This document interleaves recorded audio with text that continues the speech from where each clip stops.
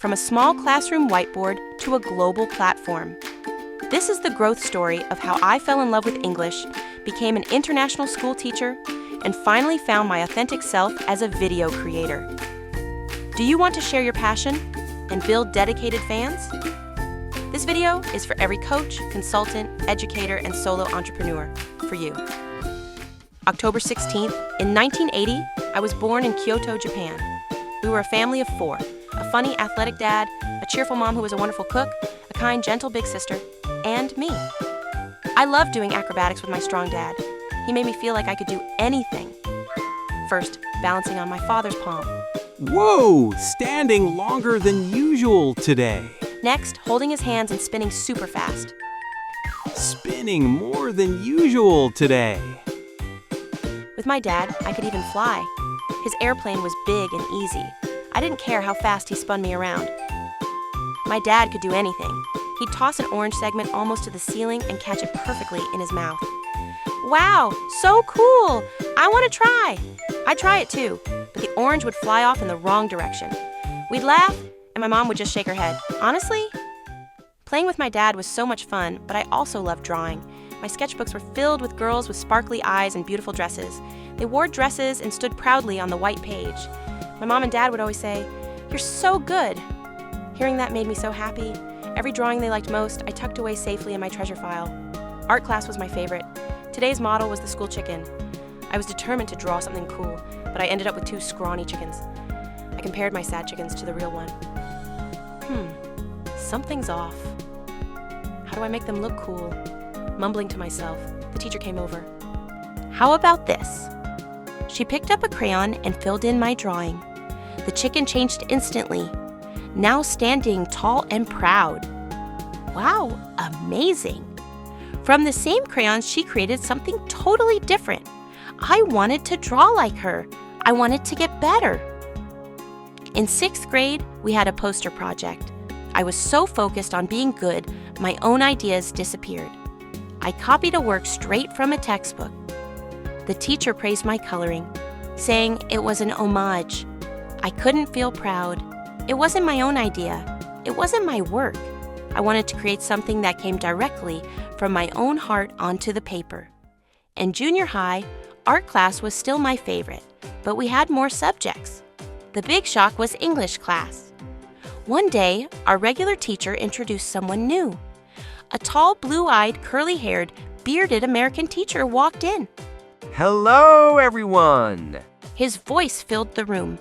He moved with energy, big gestures, dramatic expressions, long strides. He crouched down to meet each of us at eye level. I couldn't look away. I had never seen a teacher like him. His energy instantly broke the tension and filled the room with laughter. I loved his class and quickly fell in love with English. I watched American dramas, admiring the girls who conveyed their emotions straight. Sadness, joy, without holding back. They were sparkly, like the girls I used to draw. At home, I covered notebooks with cool movie lines, muttering them alone. In the bath, my voice echoed, making me sound good. In my steamy private world, I felt like one of those dazzling girls.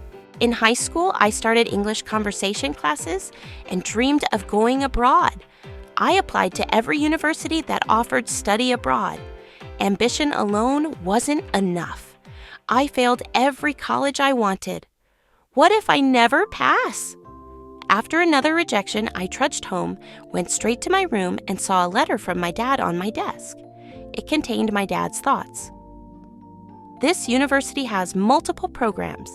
This one lets you study abroad from your 2nd year. Here's one where the application is still open. You have so many doors of opportunity, a whole world of possibilities. My world opened up. I had been focused on one path, but there were so many others. There were so many options. More possibilities waiting, a wider world waiting. I'm going to be okay. Dad, your belief gave me the strength to move forward. I carefully placed the letter in my treasure file. That letter sustained me through my studies, and I was accepted into a university with study abroad options. My first overseas adventure was a 2-week homestay. Australia, koalas, kangaroos. I thought my time had come to be one of those dazzling girls. But reality hit hard. Everyone spoke so fast. I couldn't keep up. When I tried to speak, they'd moved on. I slowly grew silent. One evening, my host mom handed me the phone. It was a call from Japan. I heard my dad's voice and nearly said, "I want to go home." But instead, I pretended I was okay.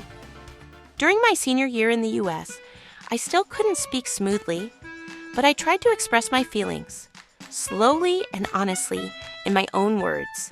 It felt like pumping water from a deep well, word by word. I found a friend, Samantha, who waited patiently for me. One day, after I finally shared my thoughts in my own way, she said, "I liked the word you used." Hearing that, my mind cleared. I had tried to sound like a movie script, but it turns out my own words were enough. As a thank you, I drew Samantha's portrait and wrote her name in kanji. She jumped up and hugged me, so happy. I loved that my drawing brought her such joy and her straight, open emotion. That's the kind of honest emotion I wanted to express too, and share that joy with children. So I took a job at an international school. Some kids were quiet, some were energetic. I met each one with the same message: you're perfect just as you are. When I stood in front of the whiteboard, the children would gather, their eyes sparkling, knowing something fun was about to start. Okay, guess what I'm drawing? Their eyes were fixed on my marker. As the line grew, their hands shot up. Okay, Ken. Banana! Yes, that's right. Their imagination was amazing. How about this one? A quickly extending line instantly brought hands up. A duck! Oh, close! It's a chicken! The kids were captivated by the unfolding pictures. I loved that my drawing could create such excitement. I kept drawing more and more. The whole whiteboard filled up. Everyone was laughing because of my drawings. This was my happy time. This was when I was truly myself. I thought this was the life I would always lead. My work was recognized, and I was promoted to head of the teaching staff. Me? A leader? Meetings, schedules, staff support, and curriculum planning. My head was spinning. Late nights, I came home exhausted. I vented. Mom gave advice, and Dad quietly listened, full of quiet care. Every day was tiring. I felt lost. What makes a good leader? I felt like I was playing a role, pretending to be a leader. I didn't feel like myself. What am I doing? Did I ever even want to be a leader? I just wanted to be back in front of the whiteboard, where I could be myself, where the moments felt light and joyful again. Reading in my room, I heard a loud noise downstairs. Then, Mom's voice, panicked. I rushed down and found my dad collapsed. "Dad!" I screamed. No response. I called again and again, until finally his fingers twitched. I held his hand, bony, wrinkled. The muscle that once held me up was gone.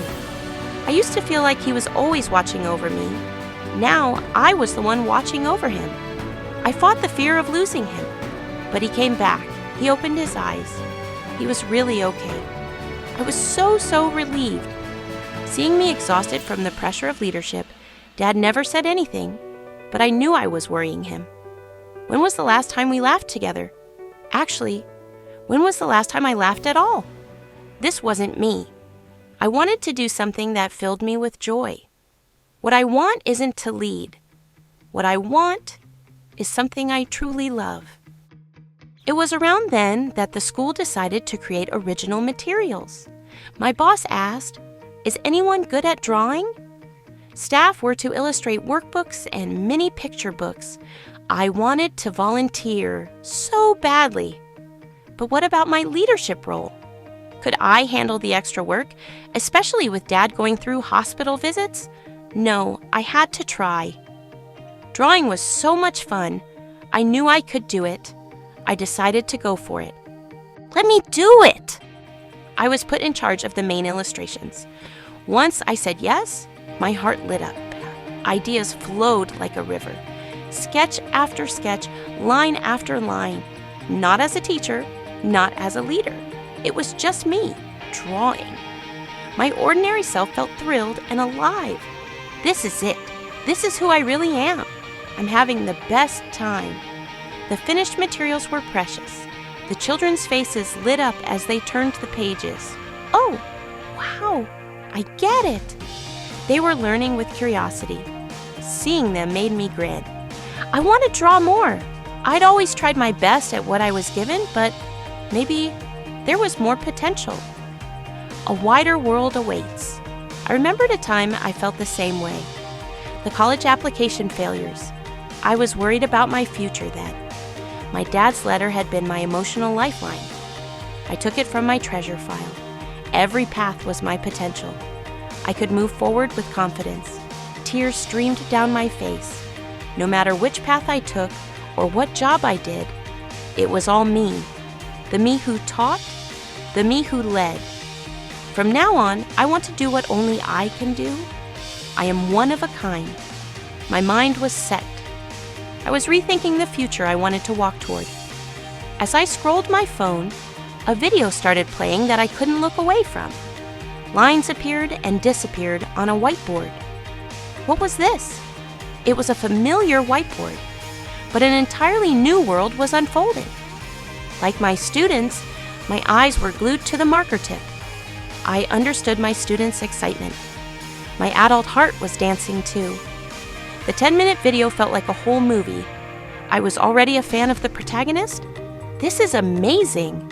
Apparently, it's called Oekaki movie. My heart raced. The power of drawing is incredible. It was weaving a story with honest words and moving pictures. Knowing the power of straight communication and captivating drawing, this was perfect for me. This is it. This is what I want to do. My world expanded. I learned the process and uploaded my story to social media. I was moved. I didn't know your story. My kids watched too. The response was incredible. I received a request from Mr. Yamamoto, who runs a running school. Behind his achievements were past struggles. He shared moving words. I found my own eyes tearing up while listening. I was happy to deliver his message to those who needed it. He now shows his Oekaki movie at the very beginning of his lectures. He told me that it completely changes how the audience listens. Their attitude shifts and trust is built instantly. He calls it his most powerful communication tool. Oekaki movie is also helping many others share their passion. Take Mr. Ueno, a coach for children's talent. He struggled with low fees and time-consuming marketing. After sharing his passion, parent inquiries flooded in. He sold a 300,000 yen course and hit 1.7 million yen in sales in 3 months. Handmade artist Ms. Takahashi taught others how to open their own studios, but people doubted they could do it too. After her Oekaki movie was released, people started saying, "I made that mistake too," and resonated with her. The video reached the right clients. Many other solo entrepreneurs, coaches, consultants, instructors are using Oekaki movie. What path have you walked? Oekaki movie is all about telling your real story, just the way it is. I used to try to pretend to be someone I wasn't, but that message never reached anyone. I realized I am enough as I am. Ultimately, the only thing that moves people is your original self. You don't have to try to look cool or be someone else. You are already unique. There's something only you can express, something that only you can make resonate. Why not share your unique story with the people who need your product or service? For those who watched to the end, I offer a free web seminar revealing the secrets of the sales-free Oekaki movie. Please register using the form below. Thank you for watching.